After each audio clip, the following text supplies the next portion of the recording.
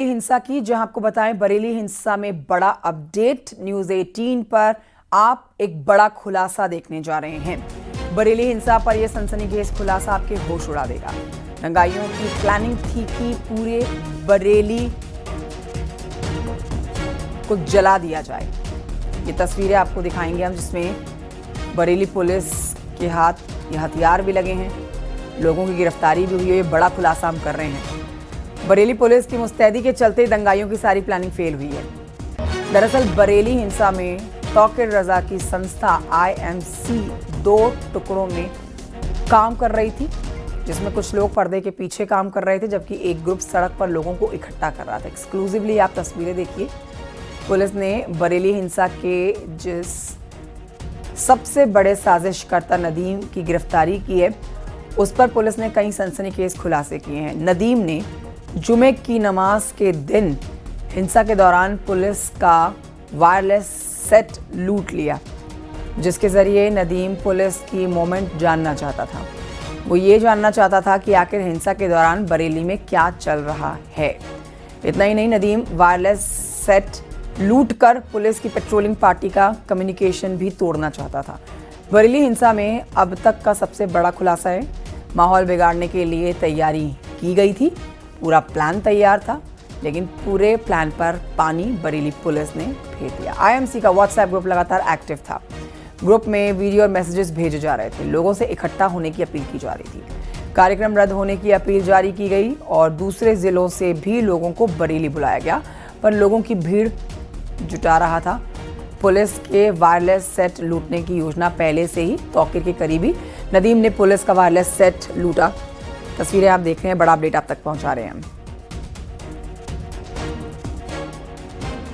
जो इस पूरी घटना के प्रमुख साजिशकर्ताओं और घटना को कारित करने वाले लोगों में से एक है नदीम खां पुत्र केसर अली, निवासी बिहारीपुर, करोलान, थाना कोतवाली। इसको पुलिस के द्वारा गिरफ्तार किया गया है। इसके पास से पुलिस ने उस घटना में पुलिस की पेट्रोलिंग यूनिट से छीना गया एक हैंडसेट मोटरोला कंपनी का बरामद किया है, जो इसने घटना के दौरान पुलिस की टीम से छीना था, वो इसके पास से बरामद हुआ है। एक अन्य अभियुक्त जफरुद्दीन को गिरफ्तार किया गया है। इसके पास से एक अवैध असला भी बरामद किया गया है, जो संभवतः घटना के टाइम जो फायरिंग की घटना की गई है उसमें ये अभियुक्त शामिल था। इसके पास से वो बरामद किया गया है।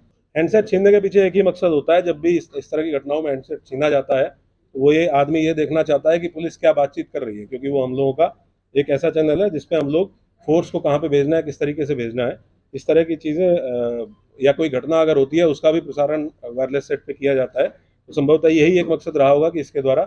और दूसरा ये भी है कि अगर पुलिस के जो हमारा पेट्रोलिंग यूनिट है उसके पास से हैंडसेट चला जाएगा तो वो पेट्रोलिंग यूनिट फिर कम्युनिकेट नहीं कर पाएगी कंट्रोल रूम के साथ, तो जिससे कि पुलिस का जो अलग अलग पेट्रोलिंग पार्टीज हैं उनको अलग अलग किया जा सके। इसके पीछे संभवतः यही एक मकसद रहा होगा। नदीम को थाना क्षेत्र कोतवाली से ही गिरफ्तार किया गया है और इसके और भी जो अन्य साथी हैं, कुछ ऐसे नाम हैं जो इसने हम लोगों को बताए हैं, जो प्रकाश में आए हैं इनकी पूछताछ से, उनके लिए भी हमारी टीमें लगी हुई हैं। जल्द ही गिरफ्तारी हो सकती है। रामविलास सक्सेना से लेंगे इस पर जानकारी। रामविलास, ये बहुत बड़ा खुलासा हम कर रहे हैं। देखिए, वो वायरलेस जो ये इक्विपमेंट पुलिस का चुरा लिया गया, इसे रख लिया गया अपने पास ताकि हिंसा को बढ़ाया जाए और पुलिस एक दूसरे से संपर्क ना कर पाए। ये पूरी साजिश बरेली को जलाने की थी, जिसे पुलिस ने ही पूरी तरह से निरस्त कर दिया। ये बड़ा खुलासा है। ये समझा जाए इन तस्वीरों से जो हम दिखा रहे हैं कि अगर बरेली पुलिस इस पूरे मामले को नहीं संभालती तो बरेली में आज ये तस्वीर ऐसी नहीं होती जैसी इस समय दिख रही है। जी बिल्कुल, बरेली का जो प्रशासन है वो इस बात का गवाह भी है, इस बात को लेकर कि 2010 में जो दंगा हुआ था, बवाल हुआ था, वो शायद इसी तरीके की चीजों का इन लोगों ने इस्तेमाल किया था, जो भी दंगाई थे। और जो यहाँ पर कर्फ्यू की स्थिति पैदा हो गई थी, लंबे समय तक बरेली में कर्फ्यू रहा था। लेकिन इस बार जिस तरीके से सरकार और जिला प्रशासन ने जो एहतियात के तौर पर चंद घंटों में ही बरेली की जो फिजा खराब होने से बचा लिए, इसके पीछे कहने के जिला प्रशासन ने एक बड़ी नजीर पेश की है। जिस तरीके से जो नदीम है, नदीम IMC प्रमुख मौलाना तौकीर रजा का लेफ्ट हैंड कहा जाता है। मौलाना तौकीर रजा के साथ सबसे पहले खासी हम आपको बता दें कि मौलाना तौकीर रजा के साथ में 4 गनर रहते हैं। जिस घटना की रात यानी कि 25 और 26 की रात मौलाना तौकीर रजा ने अपना घर छोड़ा था, गनर को घर पर ही छोड़ दिया था और बाइक से घर छोड़कर चले गए थे, जो अपने दोस्त के घर आरिफ के घर में जाकर छिप करके बैठ गए थे। वहीं से नदीम को बताया जा रहा है सीधे सीधे इंस्ट्रक्शंस देते रहे थे कि किस तरीके से कैसे कैसे और लोगों से बात करनी है, क्योंकि पुलिस एहतियातन तौर पर पूरे शहर में मुस्तैद थी, जगह जगह मुस्तैद थी, लेकिन नदीम और जो मौलाना तौकीर रजा थे इनका लगातार कांटेक्ट बना हुआ था। इसी आधार पर जो नदीम था वो व्हाट्सएप कॉल के जरिए लगातार लोगों से संपर्क बनाए रहा, लेकिन जब बरेली की फिजा खराब होने के लिए बवाल शुरू हो गया तो इसी बीच आरोप है कि जो नदीम था इसके हाथ पुलिस का वायरलेस सेट लग गया। तो एक और ये पुलिस के वायरलेस सेट का इस्तेमाल कर रहा था, पुलिस की गतिविधियों को सुन रहा था, दूसरी ओर व्हाट्सएप कॉल के जरिए एक के बाद एक जो लोग जहां जहां इकट्ठे थे उनको लगातार संपर्क कर बताता रहा था कि पुलिस की गतिविधियों को लेकर के।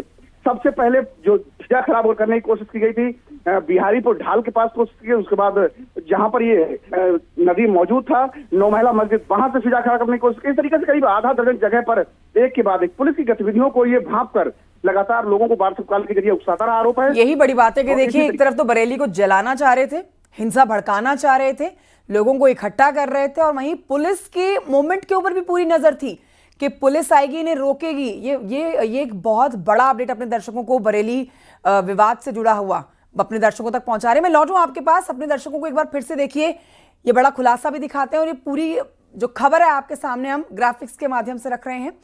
दंगाइयों का ये ऑपरेशन टैंगो चार्ली आप कहिए, क्योंकि पुलिस का वो इक्विपमेंट ही चुरा लिया गया जिससे एक दूसरे से पुलिस संपर्क साधती है और घटनास्थल पर आकर उपद्रवियों को शांत करवाती है, माहौल को शांत करवाती है। माहौल बिगाड़ने की पूरी कोशिश बरेली में जो थी। आईएमसी का व्हाट्सएप ग्रुप लगातार एक्टिव था एक तरफ, वहीं ग्रुप में वीडियोस भी डाले जा रहे थे, मैसेजेस भेजे जा रहे थे कि आप घटनास्थल पर पहुंचे और यहां पर हंगामे को और बढ़ाएं। पुलिस का वायरलेस सेट चोरी कर लिया गया और यहां से पुलिस की गतिविधियों के ऊपर भी नजर रखी जा रही थी। बरेली हिंसा को लेकर यह बड़ा खुलासा अपने दर्शकों को बता रहे हैं। हिंसा पूरी तरह से सुनियोजित थी, प्री प्लान्ड हिंसा पूरी तरह से बरेली में उपद्रवियों ने बरेली को नुकसान पहुंचाने की, शांति भंग करने की मंशा बनाई हुई थी। पुलिस ने तमंचा कारतूस बरामद किया और पुलिस को ही देखिए निशाना बनाना चाहते थे दंगाई। बरेली हिंसा को लेकर यह बहुत बड़ा खुलासा न्यूज़ 18 आपके सामने कर रहा है। ये मामला जो लगातार सुर्खियों में है, बरेली में जो चिंगारी भड़काई गई, यहां पर कुछ विशेष समुदाय के लोगों को इकट्ठा करके जो उपद्रव मचाने की जो कोशिश थी, पुलिस ने उस मामले पर ब्रेक लगाया, जिसके बाद गुस्साए इन दंगाइयों ने, इन उपद्रवियों ने पुलिस की कार्यशैली के ऊपर ही अटैक कर दिया। मतलब पुलिस एक दूसरे के साथ जो संपर्क साधती है वो वायरलेस ही चुरा लिया गया। मतलब पुलिस ना एक दूसरे से संपर्क करेगी और ना ही इन उपद्रवियों तक पहुंच पाएगी, ये इनकी मंशा थी। जेल गए हैं फरत और फरमान, जो फाइक एनक्लेव में रहने वाले हैं। फरत और फरमान का बहुत महत्वपूर्ण रोल था अगले दिन सुबह वीडियो को सर्कुलेट करने में। जो सुबह 10 बजे एक वीडियो सर्कुलेट की गई कि किसी भी प्रकार का कोई कार्यक्रम वापस नहीं किया गया है और पूर्व निर्धारित तरीके से कार्यक्रम होगा, इस वीडियो को बनाने में और उसको सर्कुलेट करने में और लोगों को फ़ोन कर करके व्हाट्सएप के माध्यम से ये अवगत कराने में कि भाई आपको इकट्ठा होना है। इसमें जो फरत नाम का व्यक्ति है जो जेल गया है, फाइक एनक्लेव का रहने वाला, और उसका लड़का फरमान, इन दोनों लोगों की बहुत महत्वपूर्ण भूमिका थी। ये ऑलरेडी जेल जा चुके हैं। ये बात भी इससे पूछताछ में हम लोगों के प्रकाश में आई है, जो और अभियुक्त पकड़े गए हैं उनसे प्रकाश में आई है और ये उनसे तस्दीक भी हुआ है। रामविलास हमारे साथ लगातार बने हुए हैं ग्राउंड जीरो से और जानकारी हम तक पहुंचा रहे हैं। रामविलास, ये वाकई में चिंता का विषय है। देखिए योगी सरकार सख्त है और इस घटनाक्रम, ये जो मामला बरेली से चला था, आई लव मोहम्मद का जो ये विवाद था, ये बरेली से बाहर भी निकला, कुछ और क्षेत्रों में भी इसकी चिंगारी भड़कती हुई देखी गई, बल्कि उत्तराखंड में भी ये मामला पहुंच गया। काशीपुर में भी लोग सड़कों पर आई लव मोहम्मद के पोस्टर लेकर पहुंच गए। तो ये बरेली से निकाली हुई आग जो थी पूरे देश में फैलाने की मंशा बरेली पुलिस ने फेल कर दी। जी बिल्कुल, जो भी जुमा आता था, जुमा और जुमा की नमाज बरेली पुलिस के लिए चिंता की लकीरें हर सप्ताह खड़ी रहती थी कि जुमा आने वाला है, किस तरीके से इसके लिए निपटा जाए। क्योंकि जो आईएमसी प्रमुख मौलाना तौकीर रजा हैं, हर जुमा को लेकर के कहीं ना कहीं इनकी जो जुमलेबाजी थी, फिजा खराब करने की कोशिश बनी रहती थी। तो जो पुलिस लगातार यहाँ पर हर चौक चौराहे पर पहले ही तैनात रहती थी। कोई भी जुमा आता था उससे पहले पुलिस के माथे पर चिंता की लकीरें बढ़ जाती थी। तो जो चूंकि इस तरीके से आइलम मोहम्मद को लेकर जो विवाद की स्थिति पैदा हुई, मौलाना तौकीर रजा ने 2 दिन पहले प्रेस कॉन्फ्रेंस कर ये साफ तौर पर बता दिया था, चेतावनी भी दी थी कि इस बार कुछ अलग होकर के रहेगा, इस बार वो मुसलमानों को जो है वो रोक नहीं पाएंगे। शायद यही वो वजह है कि जिस तरीके से मौलाना तौकीर रजा ने उकसाने की कोशिश की। और इस चीज को मैं आपको बता दूं कि लगातार प्रेस कॉन्फ्रेंस के बाद लगातार ये लोगों से संपर्क करते रहे कि जो बरेली का इस्लामिया ग्राउंड है वहां पर पहुंचना है, क्योंकि जिला प्रशासन के जो अधिकारी हैं, जिलाधिकारी, एसएसपी, डीआईजी लगातार मौलाना तौकीर रजा को समझाने की कोशिश करते रहे थे। देर रात तक, पूरी रात इनके बीच मीटिंग चली प्रशासनिक अधिकारियों और मौलाना तौकीर रजा के साथ कि आप कोई भी ऐसा काम मत करिए जिससे कि बरेली की फिजा खराब हो जाए। लेकिन मौलाना तौकीर रजा नहीं माने। बताया जा रहा है कि जो district magistrate Avinash Singh, SSP Anurag Arya और डीआईजी अजय साहनी के साथ करीब रात में 4 घंटे, घटना वाली रात 4 घंटे तक लगातार मंत्रणा चलती रही कि आप इस तरीके कोई काम मत करिए, लेकिन मौलाना तौकीर रजा नहीं माने। इसके बाद जो आईएमसी के पदाधिकारी थे उन्होंने एक चिट्ठी भी जारी कर दी थी कि हम अपना फैसला वापस लेते हैं। लेकिन सबसे बड़ी खास चीज यह है कि मौलाना तौकीर रजा ने 26 सितंबर यानी घटना वाले दिन एक वीडियो सुबह सुबह वायरल कर दिया कि उनका कोई फैसला ऐसा नहीं है कि वो अपना फैसला वापस लें, और वो अपनी बात पर आज भी अड़े हैं। उनका जो ये वीडियो था, इसी वीडियो के जरिए बड़ी तादाद में लोग जुटना शुरू हो गए और जो भी मस्जिदें थी पूरे जिले भर की, कहा जाए शहर के साथ साथ पूरे जिले भर की मस्जिदों पर लोग जुटना शुरू हो गए और अचानक से उनके अंदर एक तरीके से जो अपने हाथों में बिल्कुल, और जो विशेष समुदाय के लोग इस तरह का आतंक नहीं मचाना चाहते उन्हें बरगलाया जाता है, झूठे वीडियो दिखाए जाते हैं, मैसेजेस भेजे जाते हैं और उन्हें गलत दिशा में ले जाकर इस तरह के घटनाक्रमों में जोड़ा जाता है ताकि भीड़ जुट सके और नारेबाजी और जिस तरह से विरोध प्रदर्शन जताया जा रहा है उसे और बढ़ावा मिल सके। लेकिन बरेली पुलिस ने यह साजिश नाकाम कर दी। शुक्रिया आपका रामविलास जानकारी के लिए।